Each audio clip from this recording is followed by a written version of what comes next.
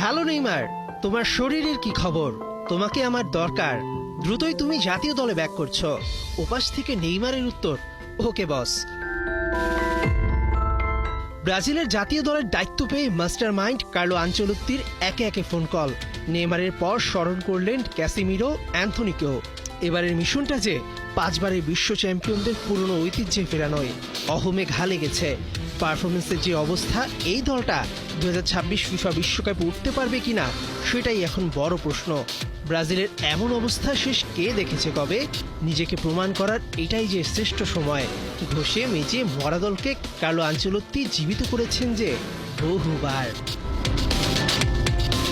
Ancelotti বুঝেছেন, ব্রাজিলের হয়ে হাইয়েস্ট স্কোরার নেইমারকে ছাড়া এই পুলসিরাত পাড়ি দেওয়া যাবে না। কেননা নেইমার ফর্মে থাকলে যে ভেঙে চুরে করে দিতে পারেন সব এক। পুরনো চাল ভাতে বাড়ে, স্বর্ণ চেনেন জহুরি। তাই তো 2023 সালের পর আবারও জাতীয় দলে ফেরাচ্ছেন ম্যানচেস্টার ইউনাইটেডের অভিজ্ঞ মিডফিল্ডার ক্যাসিমিরোকে। মজার বিষয়, Vinicius Junior, Endrick Militao, Rodrygo তো এতদিন রিয়াল মাদ্রিদে আনচেলত্তির ক্লাসেই ছাত্র ছিলেন। তাই ওস্তাদের চাওয়া বুঝতে দেরি হবে না শিষ্যদের। সঙ্গে নেইমারের ডেডলি কম্বিনেশন যোগ হলে এই ব্রাজিল হবে আগুন। Make proud Brazil again.